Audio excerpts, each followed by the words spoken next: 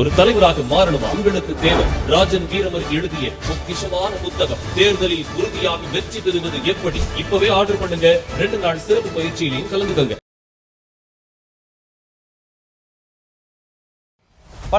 வணக்கம். இது தினமலரின் சைட்லைட்ஸ் powered by Rajan வீரமர் எழுதிய தேர்தலில் உறுதியாக வெற்றி பெறுவது எப்படி. நயினார் நாகேந்திரன் கரூரில் நடத்திய பொதுக்கூட்டம். அங்கு அவர் பேசிய பேச்சுக்கள். பாட்டிலுக்கு 10 ரூபாய் வாங்குவதற்கான அடிப்படை காரணம் அந்த துறையின் அமைச்சராக இருந்த செந்தில் பாலாஜி என்று உலகுக்கே தெரியாத ஒரு விஷயத்தை சொல்லி பல்வேறு குற்றச்சாட்டுகளை அடுக்கி இருக்கிறார். பார்க்கலாம். எங்களுக்கான உரிமைகளை எப்ப வழங்க போறீங்க அப்படின்னு கேள்வி கேட்டு 6வது நாளாக உரிமை போராட்டம் நடத்திய செவிலியர்களை பல கிலோமீட்டர் நடக்க வைத்து நடுராத்திரியில் வெளியில் தள்ளி பல கொடுமைகளை செய்திருக்கிற திராவிட மாடல் அரசு. திருநெல்வேலிக்கு வந்திருக்கக்கூடிய பேரரசர் ராஜராஜ சோழன் என்று மக்களால் அன்போடு அழைக்கப்படுகின்ற MKS அவர்களுக்கு கரகாட்டம், ஒயிலாட்டம் என்று வரவேற்பு கொடுப்பார்கள் என்று பார்த்தால் கருப்பு கொடி ஏற்றி இருக்கிறார்கள். விவரங்களை பார்க்கலாம். சீமானும் விஜயும் RSSின் பிள்ளைகள் என்று கூறியிருக்கிறார் திருமாவளவன் அவர்கள். திருப்பரங்குன்றத்துக்காக நடந்த மதுரை கண்டன கூட்டத்தில் வேலும் மகுடமும் ஜமீன்தாரின் ஜருகை குல்லாவும் வைத்து கலவரங்கள் செய்திருக்கின்றன சிறுத்தைகள். நேற்று விஜய் தலைமையில் நடந்த கிறிஸ்துமஸ் பெருவிழா கூட்டம், அந்த ஒளிவட்டம் என்று சொன்னார். அந்த கூட்டத்தில் அதில் கலந்து கொண்ட தயாசிங் என்ற பாதிரியார் இப்போது EPSஐ பார்க்க தவம் கிடக்கிறார். அது அனுமதி கிடைக்காதா, இன்று போய் நாளை வாருங்கள் என்று சொல்லி இருப்பதாக தகவல். விவரங்களை பார்க்கலாம். தாவேகாவின் தூத்துக்குடி மாவட்ட நிர்வாகி, மாவட்ட செயலாளர் யாருங்க, அவர் குறிவைக்கிறார், இவர் குறிவைக்கிறார், இவருக்கு கொடுக்கலையா, அவர் கொடுக்கலையா, பல பிரச்சனைகள் நடுவில் விஜயின் காரை மறித்திருக்கிறார் பெண் உறுப்பினர் அஜிதா ஆக்னல் அவர்கள். இதை பத்தி தான் இன்னைக்கு நாம பார்க்க போறோம். இது சைட்லைட்ஸ்.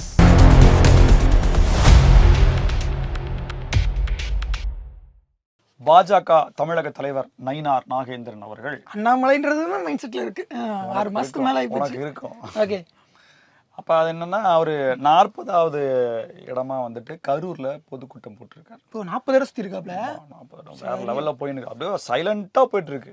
மீடியா அட்டென்ஷன் அப்படிங்கிறது அவருக்கு விளம்பரம் பிடிக்கல போல.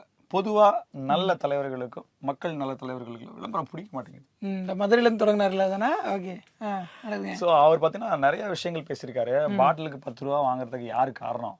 செந்தில் பாலாஜி தான். விஜய் மாதிரி இந்த பாட்டிலுக்கு 10 ரூபாய் அப்படி பாட்டு பாடலாம்ல, அவர் தான் பாடிட்டாரு. அந்த பாட்டே பீக்ல இருக்கும்போது நம்ம எதுக்கு புதுசா ஒரு பாட்டு போடணும் அப்படின்றதுக்காக. ஓகே. பகல்ல 10 ரூபா, இரவுல 20 ரூபா வாங்குறாங்க. அப்ப இரவுல மது கிடைக்குமா சார்? ஆனா 24 hours கிடைக்குதியா? என்னையா நீ தமிழ்நாட்டுல தான் இருக்கிற அப்படின்னு. கடையுடைய ஷட்டர் திறந்து வச்சுக்கிட்டு வித்தா 10 ரூபா கூட. 2 தட்டு தட்டினா குவார்டர், 3 தட்டு தட்டினா ஆஃப், 4 தட்டு தட்டினா ஃபுல்லு. ஓகே. அப்ப பீர் வேணும்னா கதவை உடைச்சிரு. அதுக்கு கூலிங்கா வேணும்னா பெட்ரோல் வாங்கி கொளுத்தி விட்டு. இப்படியாக ஒரு இருந்தது. என்னன்னா, கரூர்ல மட்டும் ஜெயிக்கிறதுக்காக பல திட்டங்கள் போடுறாங்க. ஒரு வாக்காளருக்கு 1 கிராம் தங்க நாணயத்துக்கு ஏற்பாடு பண்ணிட்டு இருக்காங்க. உங்களுடைய வாக்கு 1 கிராம் தங்கத்திற்கு ஈடானது என்று கருதுகிறார்கள் போல. வாக்கு அனைத்தும் பொண்ணு, உங்க பொன்னான வாக்குகளைன்னு சொல்லுவாங்க. பொன்னான காயின்களை வாக்குகளில் போட்டு அப்படியே உங்களுடைய பொன்னான வாக்குகளை தங்க பொன்னான காயின்களை கொடுக்கும், பொன்னான நாணயங்களை வழங்கும் அவர்களுக்கு அப்படின்ற மாதிரி அவங்களுக்கு ஒரு காயினே கொடுத்து அப்புறம் காயினை கொடுத்துருவாங்க. எதுல செய்வாங்க தெரியுமா? 3 படம் வச்சுப்பாங்க. 3 படம் இப்படி வச்சிருப்பாரு. இந்த பக்கம் பெருமாள் இருப்பாரு, அப்புறம் முருகர் இருப்பாரு, அப்புறம் அல்லா இருப்பாங்க, அப்புறம் இயேசுநாதர் இருப்பாரு. வச்சு ஒரு படத்தை வச்சிருவாங்க. சரி. வச்சுட்டு துண்டை போட்டு அடிச்சு சத்தியம் வாங்கிடுவாங்க. சூடத்தானச்சு அந்த மாதிரி நல்லா இருக்குமே. ஏதோ வாங்கிடுவாங்க. ஒரு அந்த தொகுதிக்கு வந்து கிட்டத்தட்ட 50,000 கோடி அளவுக்கு அவங்க செலவு பண்றதுக்கா மொத்தமா 50,000 கோடி அடிச்சு வச்சிருக்காங்க. அந்த மக்களுக்கு வளர்ச்சிக்கு செலவு பண்ணா கூட இவ்வளவு பண்ணிருக்க மாட்டாங்க. பேசிருக்காங்க. கரூர்ல மணல் திருட்டு எவ்வளவு நடக்குது. தண்ணி குடுக்கறேன்னு சொன்னாங்களே, கொடுத்தாங்களாங்க? என்ன தண்ணி கொடுத்தாங்க? என்ன தண்ணி கொடுத்தாங்க? ஊருக்கு டாஸ்மாக் ஓபன் பண்ணிருந்தாங்க. அதெல்லாம் கேட்காதீங்க. மண் அள்ளுவோன்னு சொன்னா அள்ளுமா இல்லையா? மண்ணள்ளி போட்டோமா இல்லையா? தண்ணி கொடுப்போம்னு சொன்னா கொடுத்தமா இல்லையா? மண்ணள்ளி போட்டோமா இல்லையா? எவ்வளவு பேர் தலையில விழுந்துச்சுன்றது யாருக்கும் தெரியாது. அதை கொள்ளை அடிச்சு வச்சிருக்காங்க. ஊழல் மலிஞ்சு போய் கிடக்குதுன்னு சொல்லி பயங்கரமான குற்றச்சாட்டு விட்டு விளாசி இருக்கிறார் கரூர் கூட்டத்துல. ஸோ நயினார் அவர்கள் கரூர்ல பேசியிருக்காரு. அடுத்து யார் திமுக இருந்து அங்க கூட்டம் போட்டு பேச போறாங்கன்றத ஆவலோடு எதிர்பார்க்கிறோம். செவிலியர்களுக்கு அவர்களுக்கு கொடுக்குறேன்னு சொன்ன அந்த எந்த விதமான திட்டங்களையும் எந்த விதமான வாக்குகளையும் நிறைவேற்றாத அரசாக திராவிட மாடல் அரசு 4 நாட்களாக செவிலியர் போராட்டம் செஞ்சது. 5வது சொல்றேன், எதிர்கட்சியா திமுக வந்ததுன்னா சொன்னது எல்லாத்தையுமே கொடுக்கும். எப்படி எதிர்கட்சியா இருந்தா ஆனா எதிர்க்கட்சியாக இருந்து போது திமுக இதற்கு வலுவாக குரல் கொடுத்தது. அதை வேணா நீங்க சொல்லலாம், குரல் கொடுக்கும் அப்படின்னு சொல்லலாம். 5வது நாள் போராட்டம் நேற்று, இன்னைக்கு 6வது நாள் போராட்டம் நடக்க வேண்டியது. கூடுவாஞ்சேரியில் பார்த்தீங்கன்னா கல்யாண மண்டபத்துக்குள்ள அடைச்சி அந்த கல்யாண மண்டபத்துடைய ஓனரை ஃபோன் பண்ணி வர சொல்லி 11 மணிக்கு அவங்களை வெளியே தள்ளி கரண்டை கட் பண்ணி. உனக்கு தெரியுமா, அந்த இடத்துல வந்து யாருமே போறதுக்கான அனுமதி கொடுக்கலையாமா. இப்போ இது ஒரு அதிமுக ஆட்சி இருக்குன்னு வச்சுக்கோங்க, ஒருத்தர் போராட்டம் பண்றாங்க அப்படின்னா இவங்க எல்லாம் போய் சந்திப்பாங்க, சந்திச்சு நின்று போட்டோ குழு புகைப்படம் எடுத்துட்டு வருவாங்க. நாளிதழ்கள்லயும் சேட்டலைட் மீடியாலையும் செய்திகளா வரும், நாங்க உங்களுடைய போராட்டத்துக்கு ஆதரவு தர்றோம் அப்படின்றவாங்க. வேற ஏதாவது வேணுமா உங்களுக்கு அப்படின்னா நான் வேணா ஜிபே பண்ணிட்டு போறேன்ற மாதிரி சொல்லுவாங்க. இப்போ அவங்க யாரும் சந்திக்கவே இல்லையா, அவங்க போய் பார்க்கவே இல்லை, அவங்க எங்க இருக்காங்க என்ன இதுன்னு எதுவுமே தெரியல, சந்திக்க விடல வரைக்கும் 11 மணி வரைக்கும் 12 மணிக்கு அவங்க அனுப்பிச்சு விட்டுருக்காங்க. நைட்டு 12 மணிக்கு அனுப்பி விட்டுருக்காங்க. எங்க போறதுன்னு தெரியாம யோசிச்சு பாருங்க. கூடுவாஞ்சேரியில இருந்து இது கிளாம்பாக்கத்துக்கு 2.5 கிலோமீட்டருக்கு மேல நடந்து 3 கிலோமீட்டரா 3.5 கிலோமீட்டர் சொல்றாங்க, நடந்தே போயிருக்காங்களாம். அதற்கு பிறகு நட்டு ராத்திரி நடந்து போயிருக்காங்க. அதற்கு பிறகு அவங்க ஒரு ஆஸ்பத்திரி நடப்பது எம்கேஎஸ் ஆட்சி, அதனால நீங்க கழுத்து நிறைய நகையை போட்டு எத்தனை மணி எங்க வேணா நடந்து மருத்துவமனையில போய் அடைக்கலம் ஆயிருக்காங்க. 1500 பேர், 1500 செவிலியர்களுக்கு இந்த நிலைமை. கடைசியில பாத்தீங்கன்னா அவங்கள பாத்ரூம் போக வெளியே வந்தவங்கள அரெஸ்ட் பண்ணிட்டு வந்திருக்காங்க. அவங்க போராட வரல, பாத்ரூமுக்கு வெளியே வந்திருக்காங்க. அதுக்கு கூட விடல. இவ்வளவு கொடுமைகளையும் திராவிட மாடல் அரசு நிகழ்த்தி இருக்கு. தமிழகத்தின் பேரரசர் ராசராச சோழன் அவர்கள் 1000 வருஷத்துக்கு முன்னாடி இறந்துட்டாங்க. இருக்காரு வாழும் ராசராச சோழன். யாரு இது? நம்ம எம்கேஎஸ். ஓ ஐயாவா? ஓகே. சமீபத்துல ஒரு ப்ரோமோ வந்துச்சு, பாக்கலையா நீ? என்னது? பட்டு வேட்டிலாம் போட்டு பட்டு துண்டு போட்டு போலீஸ் விளம்பரமா? டெய்லி ஒரு ஷூட் நடந்துட்டு இருக்குது. சரி சரி சரி சரி. கெட்டப்ப மாத்த வேண்டியதான். யூடியூபரா இருந்தா அந்த மாதிரியான வேலைகளை செஞ்சுதான். இதுல எனக்கு அதுல என்ன நான் எடிட் பண்ணிருக்காங்க. நன்றி வணக்கம் சொல்ல தெரியாதா உனக்கு? ஒரு சின்ன குழந்தை, 1 வயசு குழந்தை சொல்லும்பா, எனக்கு தெரிஞ்சு 1 வயசு பேச தெரிஞ்ச குழந்தை எல்லாமே நன்றி வணக்கம் சொல்லி நன்றி வணக்கம். அந்த நன்றிக்கு ஒரு கட்டு, வணக்கத்துக்கு ஒரு கட்டு எடிட் பண்ணிருக்காங்க. என்னப்பா அது எனக்கு ஒண்ணுமே புரியல. ஐயா லேக் ஆயிருப்பாரு, நன்றி அப்படின்னு இருப்பாரு, வணக்கம் மறந்து போயிருக்கும், வணக்கம் சொல்லுங்க அப்படின்னு சொல்லி எடிட் மட்டும் பண்ணலைனா அந்த வீடியோ ஆஸ்கார் வாங்கும். அந்த அளவுக்கான பர்ஃபார்மன்ஸ். கூச்சவே இல்லாம கொஞ்சம் கூட வருத்தவே விடாம ஆஸ்கார் பத்தி ஊர்ணை அருங்காட்சியகம் இருக்கு இல்லையா, கீழடியிலையும் ஒண்ணு பண்ண போறாங்க. விழாவை சிறப்பிப்பதற்காக திருநெல்வேலி போயிருக்காரு. தூத்துக்குடி திருநெல்வேலி மக்கள் எல்லாம் என்ன பண்ணிருக்காங்க அப்படின்னா, திருப்பரங்குன்றத்துல விளக்கு ஏத்த விடல தீபத்தூண்ல, அதுக்காக அதே நீங்க வந்து அவங்க சந்தனக்கூடு நடத்துறதுக்கான கொடி நடக்கிறதுக்கு அனுமதி கொடுத்தீங்கன்னு சொல்லிட்டு இவங்க எதிர்ப்பை தெரிவிக்கிறதுக்காக கோ பேக் ஸ்டாலின் அப்படின்ற மாதிரி வந்து அவங்க கருப்பு கொடி கட்டிருக்காங்க. சரி, அதெல்லாம் நமக்கு முக்கியம் கிடையாது. ஐயா திருநெல்வேலி போனாங்க, அல்வா கடைக்கு போனாரா? இவங்க கோ பேக் மோடின்னு சொல்லி எல்லாத்தையும் பண்படுத்தி வச்சிருந்தாங்க. அந்த பண்பட்ட சமூகம் கோ பேக் எடுத்துக்கிட்டு மோடியை தூக்கி போட்டு மாறிச்சா? சரிதான். அல்வா கடைக்கு போனாரா இல்லையா? எனக்கு அதான் தெரிஞ்சாகணும். வரும்போது வாங்கிட்டு வருவார்ல, மக்களுக்கே கொடுக்குறாரு, அவருக்கு அவர் சாப்பிட மாட்டாரா என்ன? கரெக்ட் தான். இந்த தேர்தலுக்கு நிறைய அல்வா கொடுக்கணும்ல, வாங்கணும்ல, ஸ்டாக் வைக்கணும்ல. ஸோ வாங்க போயிருப்பாருன்னு நினைக்கிறேன். ஸோ அதை தாண்டி டெய்லி ஒரு ப்ரோமோ, இன்னைக்கு ஒரு 2 ப்ரோமோ வந்துருக்குதுப்பா. ஒரு ப்ரோமோ வந்து இந்த கீழடி அருங்காட்சியகத்தை பத்தியா, இன்னொன்னு வந்து யூத்தை பத்தி ஏதோ ஒன்று வந்துருக்குது. தமிழ்நாட்டின் இளம் தலைவர் எம்கேஎஸ் அவர்கள், இளம் பெரியார் அவர் முதிய படத்துல நடிப்பாரு. சோ அந்த 2 ப்ரோமோ வந்திருக்குது.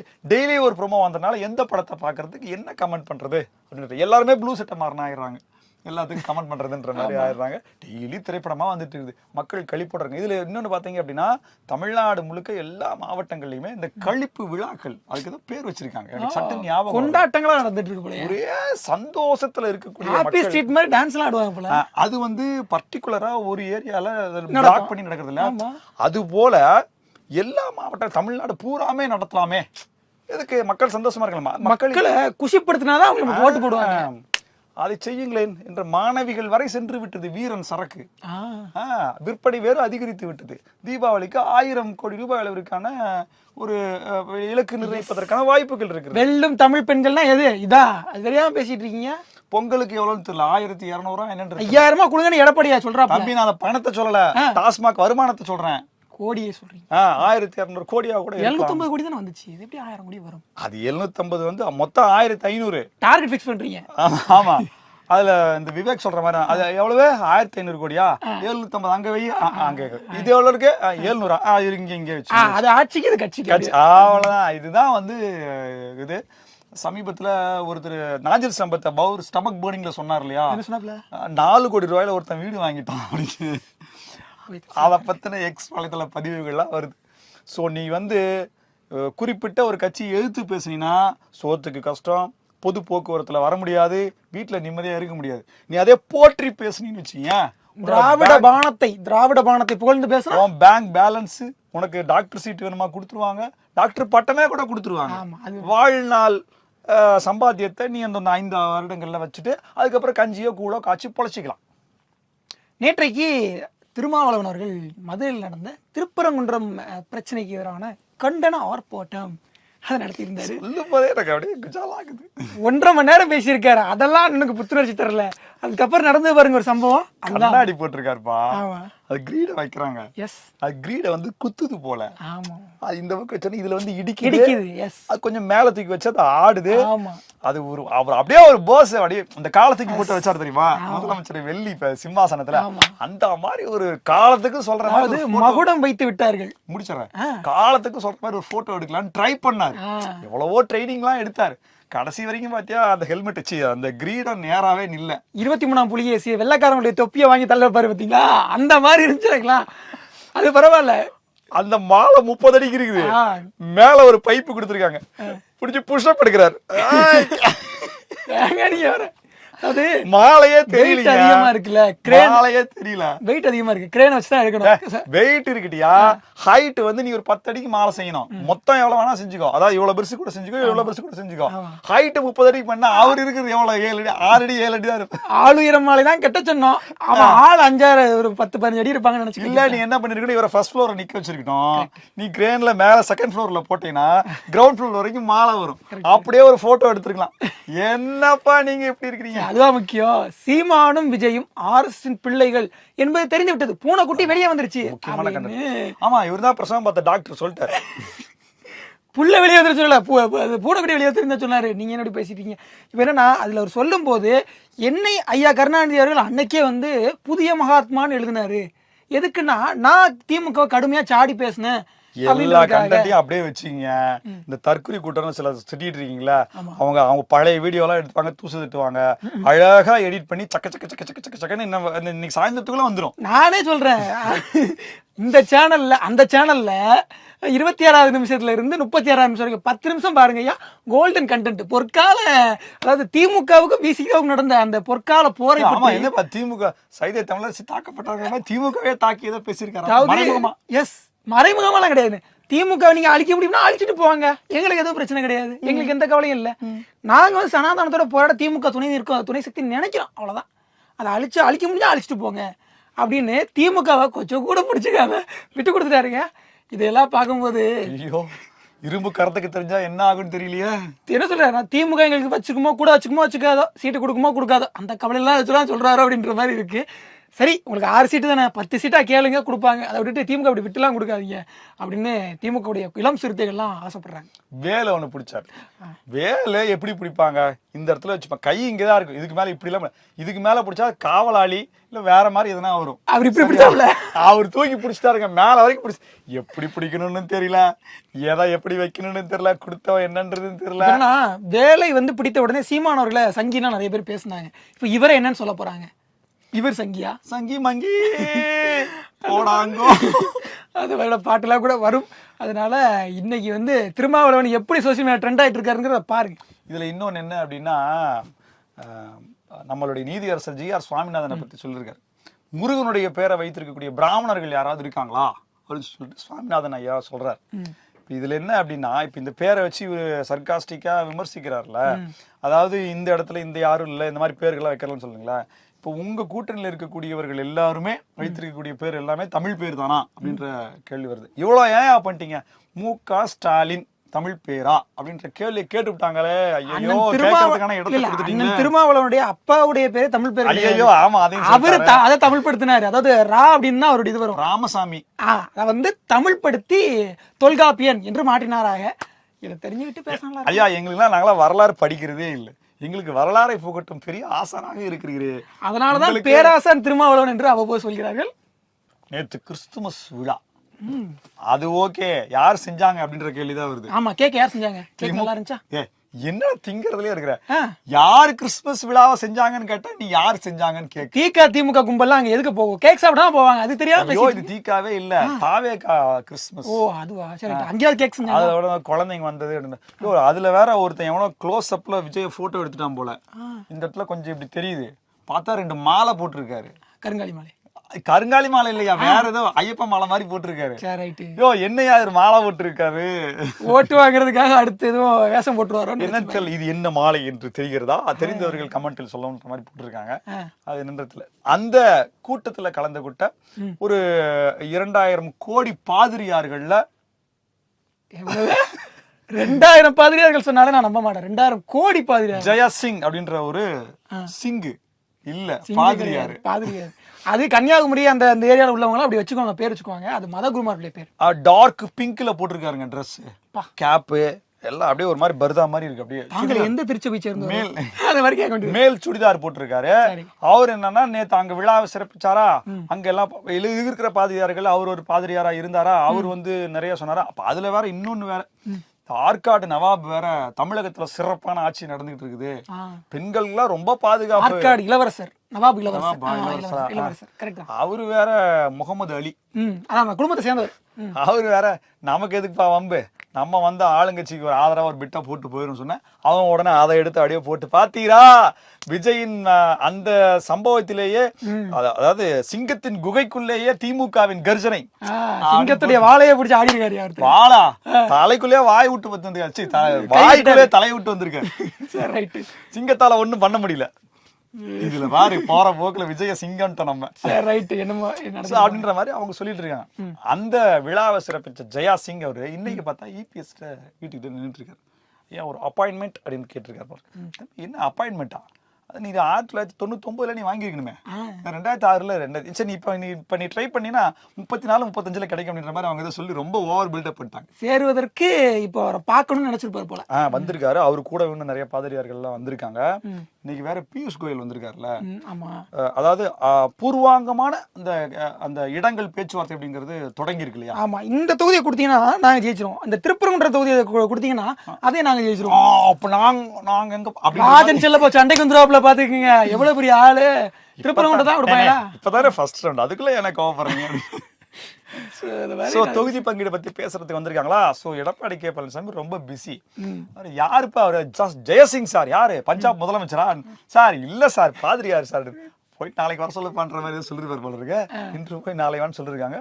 அவரு கிளம்பி பாவம். இந்நேரம் திமுகவுக்கு தெரிஞ்ச உடனே நரேஷன் செட் பண்ண ஆரம்பிச்சிருப்பாங்க. பாத்தீங்களா சிறுபான்மையினர்களை புறக்கணிக்கிறது அதிமுக, அந்த மாதிரி ஆரம்பிச்சிருப்பாங்க. என்னன்னு தெரியல, அந்த ஒளி தேவனின் ஒளி அவர் மேல் பட்டு, ஜெயாசிங் மேல் பட்டு அதிமுகவுக்கு வந்தாரா அல்லது என்னவென்று தெரியவில்லை. அந்த தேவனின் ஒளி டார்ச் லைட்டா மாறாம இருந்ததுன்னா ரொம்ப சந்தோஷம். தாவேக்காவுக்குள் நடக்கும் கலவரம் எப்படி வேணாலும் சொல்லலாம். அதாவது பதில் சொல்லிட்டு போங்க விஜய் சார் அப்படின்னு சொல்லி காரை விட மாட்டோம், அப்படி காரை மறிக்க அரசியல் மயப்படுத்த கட்டுக்கோப்பான ஒரு கூட்டத்தை பார்த்து நீ என்ன பேச்சு பேச. இதுக்கு முன்னாடி அந்த கட்சியுடைய கட்டுக்கோப்பு என்னன்னு கொஞ்சம் ரீவைண்ட் பண்ணி பார்த்தோம்னா தெரிஞ்சிடும். காரைக்குடியில தாவேக்கா பிரபுன்னு ஒருத்தர், அவர் வந்து ஒரு டென்டிஸ்டுங்க, பல் டாக்டர். அவரு கட்சி அறிவிக்கிறதுக்கு முன்னாடியே அவர் தன்னை வேட்பாளராக அறிவித்துக் கொண்டார். இது போக பனையூர் அலுவலகத்துல கட்சியினுடைய தலைமையை கண்டிச்சு நிறைய பேர் போராட்டம் பண்ணாங்க. இதுவும் அந்த கட்சியினுடைய உறுப்பினர்கள் பண்ண வேலை தான். இன்னைக்கு பாத்தீங்கன்னா அஜிதா ஆக்னல் அந்த விஜயுடைய காரை மறிச்சிருக்காங்க. என்ன காரணம், 234 சீட் இருக்குங்க, தனிச்சுதான் நிக்க போறாரு, கூட்டணியில யாருமே இல்ல, எல்லாருக்கும் சீட் 2 சீட்டு தருவாரு, எங்க ஜெயிக்கிறீங்களோ அதை ஒண்ணு விட்டு மீதியை ராஜினாமா மட்டும் மறுபடியும் ரீஎலெக்ஷன் வச்சுக்கலாம். இந்த பிரச்சனையுடைய பின்னணி என்னன்னு ஊர்ல விசாரிச்சேன். நம்ம ஊருக்காரங்க எல்லாத்தையும் சொல்லிட்டாங்க, தூத்துக்குடி பசங்க இல்லையா, ஸோ எல்லாத்தையுமே அண்ணன் பிரச்சனை இதுதானே அப்படின்னு. அதாவது SDR சாமுவேல் என்பவர் தான் அந்த கட்சியினுடைய தூத்துக்குடி மாவட்ட செயலாளராக ஆவதற்கு விரும்புகிறார். இந்த சாமுவேல் அப்படிங்கிறவருக்கு எதிராகத்தான் அஜிதா வந்துட்டு அவங்களுக்கு அந்த மாவட்ட பொறுப்பு வேணும்னு கேட்குறாங்களாம். ஸோ அஜிதாவுக்கு கொடுக்க முடியாதுங்கிற மாதிரியும் சாமுவேலுக்கு தாங்கிற மாதிரியும் உள்ளுக்குள்ள பேச்சு நடந்துகிட்டு இருக்கு. இதுக்கு நடுவில் அஜிதா என்ன சொல்றாங்கன்னா, எங்க அண்ணன், அதாவது அஜிதாவுடைய அண்ணன் யாருன்னா பில்லா ஜெகன், திமுக காரர், ஆனா விஜய் ரசிகர் மன்ற தலைவர். என்னையா திமுக இருந்துகிட்டு விஜய் ரசிகர் மன்ற தலைவராகவும் இருந்தவர். எங்க குடும்பமே கட்சி, அதாவது ரசிகர் மன்றத்துக்காக உழைச்சிருக்கோம், கட்சிக்காக உழைச்சிருக்கோம். அப்ப திமுக உழைக்கல, அண்ணன் திமுக உழைக்கிறாப்ல, நாங்க வந்து கட்சி உழைக்கிறோம் அப்படிங்கிற மாதிரி அவங்க அஜிதா வந்து கேட்கறாங்க. அது மட்டும் இல்ல, எங்க அண்ணன் திமுகன்றனால தரமாட்டேங்கிறீங்கல்ல, சாமுவேல் யார் தெரியுமா, அவர் கீதா ஜீவனோட சம்பந்தி முறையாகுது. ஐயோ எப்படி பாத்தீங்களா அஜிதாவுடைய அண்ணன் திமுக எப்படி சித்தினாலும் நம்ம பயிலா தான் இருக்கான். நம்ம பேர இருக்க திமுக காரங்களா தான் இருக்காங்க. அது மட்டும் கிடையாது, கீதா அக்காவை தாண்டி தூத்துக்குடியில் கடைசியில விஜய்க்கு ராஜ்யசபா சீட்டு திமுக தான் கொடுக்கும் போல இருக்கு. கொடுக்கும்னு நினைக்கிறேன். நடந்துரும் போல. அதாவது இப்போ என்னன்னா தூத்துக்குடியில கீதா அக்காவை தாண்டி யாரும் ஜெயிக்க முடியாது, அதனால இவங்கள யாருக்கு கொடுத்தாலும் தாவேக்க ஜெயிக்க வாய்ப்பு இல்லைன்னு இன்னொரு பக்கம் சொல்றாங்க. ஸோ இவர் ரெண்டு பேருடைய சண்டைக்கு நடுவுல சீட்டு நிர்மல்குமார் வந்து சமாதானப்படுத்திருக்காங்க. ஆனால் ஒன்றும் இல்லைங்க, கட்சியில சின்ன பிரச்சனை எல்லா கட்சியும் நடக்கிறது தானே அப்படின்னு சொல்லி சமாதானப்படுத்தி வச்சிருக்காரு. சார் நீங்க வேற கட்சியில இருந்து வந்து கட்சி பதவி வாங்கிட்டீங்க, ஆனா அவங்க ரசிகர் மன்ற கட்சின்னு உழைச்சு கடைசியில ஒண்ணும் இல்லாம இருக்காங்கன்னு சொல்லி வருத்தப்படுறாங்க. அவங்க கோவம் நியாயம் தானே. சீட்டு நிர்மல்குமாருக்கு எப்படி சொல்றாங்கன்னா செங்கோட்டையங்களா எப்படி சொல்லுவாங்க அவங்க எல்லாம். அதுதான் எனக்கு சமஸ்கிருதத்துல இருந்து வார்த்தைகள் எடுத்து அர்ச்சிப்பார்கள் போல் இருக்கிறது. எஸ், நடந்தாலும் நடக்கலாம். இதே போல பல புதிய தகவல்களோடு மீண்டும் உங்களை சந்திக்கிறோம். இது சைட்லைட்ஸ். நன்றி.